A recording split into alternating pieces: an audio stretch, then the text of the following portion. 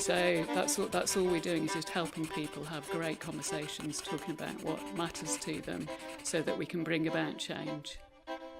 Well, the field of autism is full of intriguing questions, and it's populated by very curious people. And I suppose one of the great benefits of today is to give us the space for those very curious people to ask those intriguing questions. How do we, as parents, learn from other children's perceptions of autism? Do parents and carers understand the law when a child reaches the age of 18 and has capacity or doesn't have the capacity to make a decision? Our main outcomes were education and information to change societal perspectives of autism for children and young people.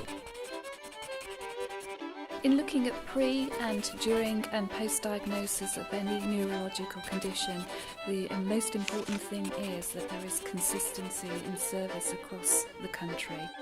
Reflections on the dehumanising system of schools, which is then reflected in training of teachers and other practitioners through a deficit model. In moving from education to society, we need to question what are the barriers that exist. Do we need to move them or negotiate them?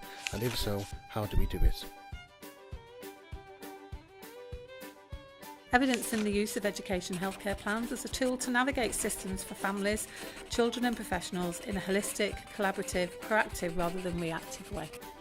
We felt that the interventions or training has to be normalised for it to be widely accepted and to become a norm. If you've got a diagnosis of autism or you're waiting to be assessed, that you don't necessarily get the right mental health support or referrals. In context of diagnosis, important to not group all people with ASD together and make presumptions. We need to share information. There is a serious lack of support for adults with autism in services of community and in employment. Invisibility is a major issue. What research can we do to make a difference? Nationally, there needs to be a more dynamic drive towards autism awareness and support for people with autism, their families and for us professionals.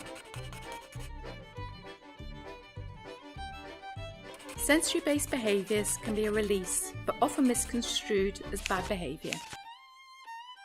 Have education, health and care plans improve the lives of children and young people with autism and their families?